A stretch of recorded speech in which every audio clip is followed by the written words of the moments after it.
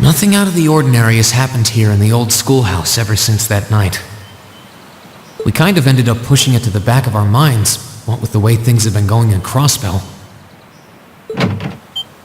Huh? It's unlocked. I wonder if someone's already inside. George is in the engineering building right now, so it can't be him.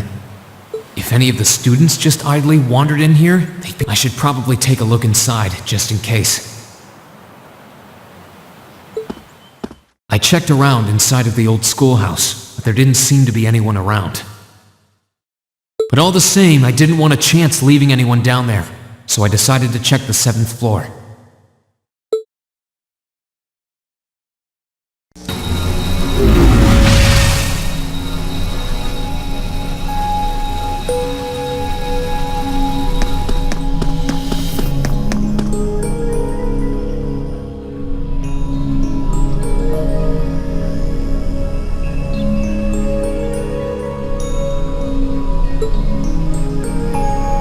Milliam?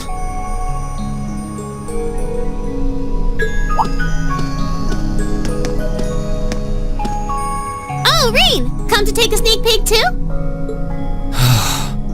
Is this where you've been the whole time? You do know we have class, right? Oh. Dang, I knew I was forgetting something. Honestly.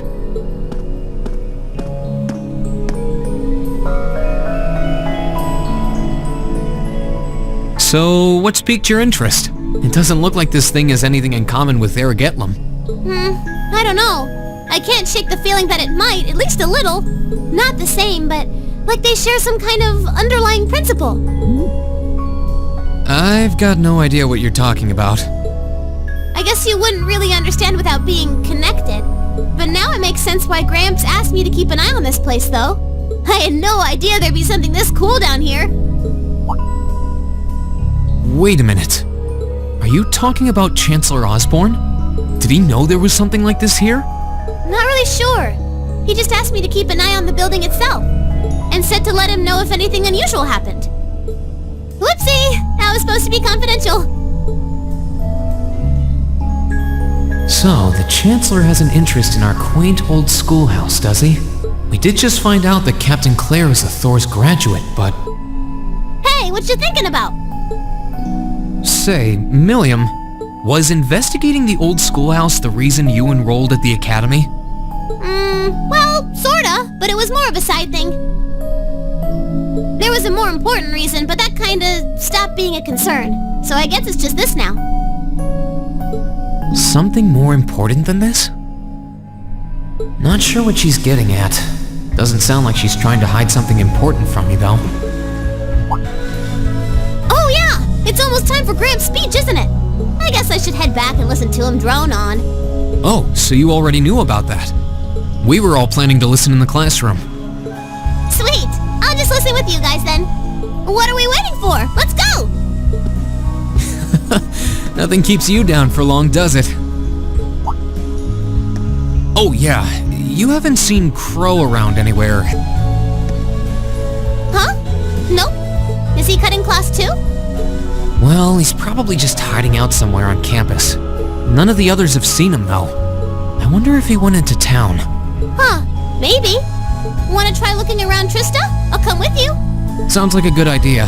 If he's not on the school grounds, chances are he's somewhere in town. All right, let's see if we can find him. Here I go!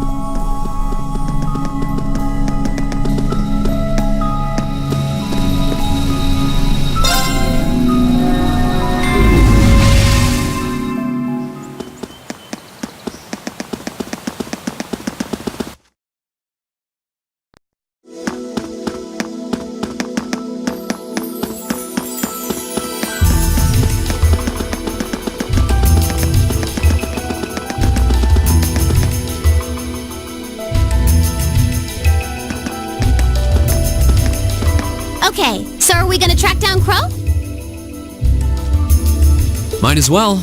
I guess we should start with the dorms first. Maybe Sharon knows where he's gone. Okie dokie!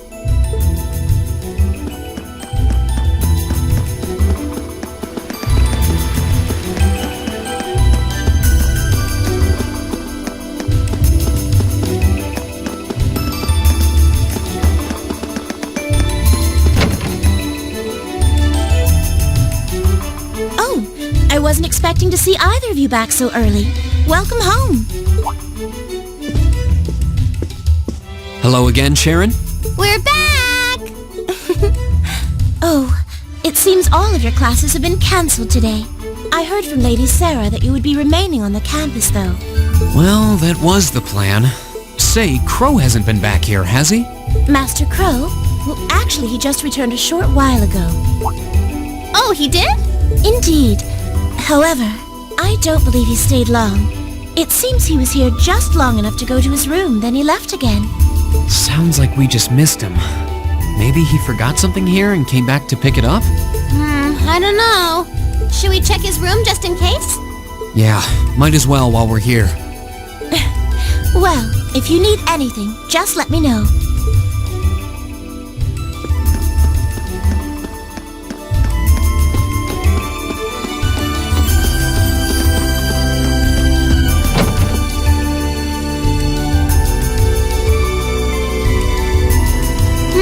Looks like he did go out then. Still, don't you think his room's awfully tidy? I mean, for Crow. Well, he was supposed to be moving out of here fairly soon. He must have been doing some cleaning. Anyway, it's almost noon. I guess we just have to head back to the classroom empty-handed for now. Yep, it's almost time for Gramps' speech. Still, I wonder where Crow went. Yeah. There's nowhere else around here I haven't checked, is there?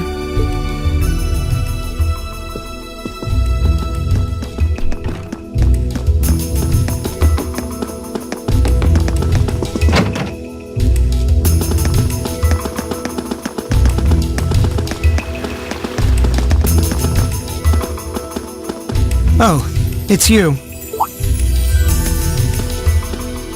Patrick, what are you doing here? I thought you would have gone back home. Well, we don't have any classes today, so I was just resting in my room. Sure, I've been told to return home, repeatedly at this point. But as a member of the Four Great Houses, what dignity would I have were I to turn tail and run home at a time like this? Don't underestimate me, Schwarzer. Oh, wow. Wouldn't dream of it. Is Class 1 planning on listening to the national address too? We are. Personally, I can't stand the man, but we are in the middle of a national crisis. Those of us who elected to remain at the Academy are having a radio set up to hear the broadcast together. Right. You've got some strange classmates, though. Especially that second year.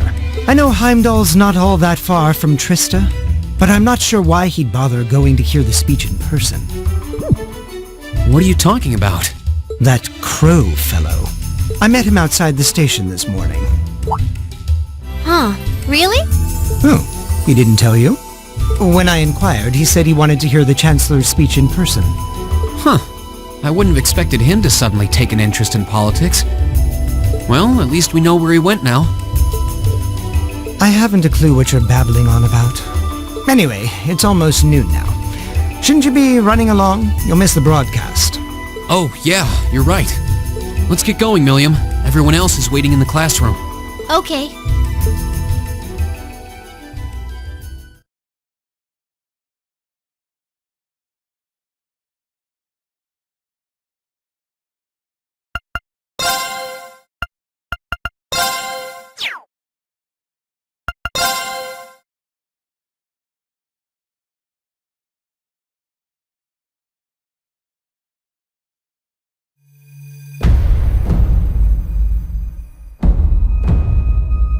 The clock's about to strike noon in Heimdall, with the Chancellor set to take the stage for his national address. With the situation in Crossbell and the destruction of Gorelia Fortress still fresh in the national consciousness, the message he has today will undoubtedly shape the future of Erebonia and with it, our lives. Our reporter is joining us now live from Dreikel's Plaza. Sounds like he's about to start. Oh, I hate this. I've got butterflies in my stomach. This is Misty, coming to you live from Heimdall. Huh? Why is Misty... Oh, it's the host from Abendheim. At least that's a reassuring voice to hear at a time like this. How? Emma? What's wrong? The woman talking on the radio, she's... You all know her? Who, Misty? Of course. She hosts the radio show Abendheim every Sunday night at 9. I've seen her out and about in Trista too. She always looks so fashionable. Though, considering Abendheim is broadcast by Radio Trista, it makes sense that's where she'd be. Huh? Do you know her or something? The Chancellor's standing at the podium, and it looks like he's about ready to begin. Let's hear what he has to say. Citizens of Heimdall, fellow countrymen, Erebonians far and wide, I thank you for your attention. I am Gileath Osborne, your Chancellor and the acting representative of the Imperial Government.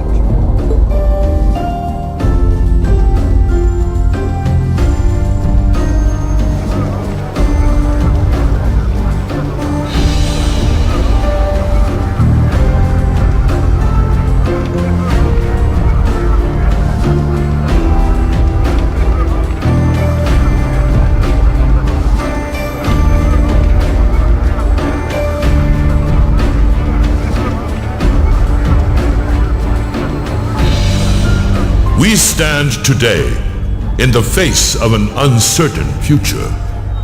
All of you, I'm sure, are aware of what has transpired in recent weeks. Crossbell, our erstwhile province, has defiantly declared its independence, and as its parting shot, frozen the assets entrusted to them by the hard-working men and women of Erebonia. As we have moved to safeguard our national interests, armed conflicts have broken out on our borders. Our enemies point to this as an example of Erebonian aggression, but nothing could be further from the truth. We acted in accordance with our duties as a colonial power. All we have done as is our sovereign right. The imperial hand may be firm, but it is fair. These traitors, however, have shown the world that they are neither. With an unknown weapon of mass destruction, they have annihilated Gorelia Fortress, the stronghold that has long protected the very gates of this country. I ask you, brothers and sisters of the Empire, do we allow such an odious act to go unpunished? Do we sit idle as the pride and dignity of our great nation is spat upon and trampled underfoot? We cannot. We must not. With blood and with iron we shall mete out justice.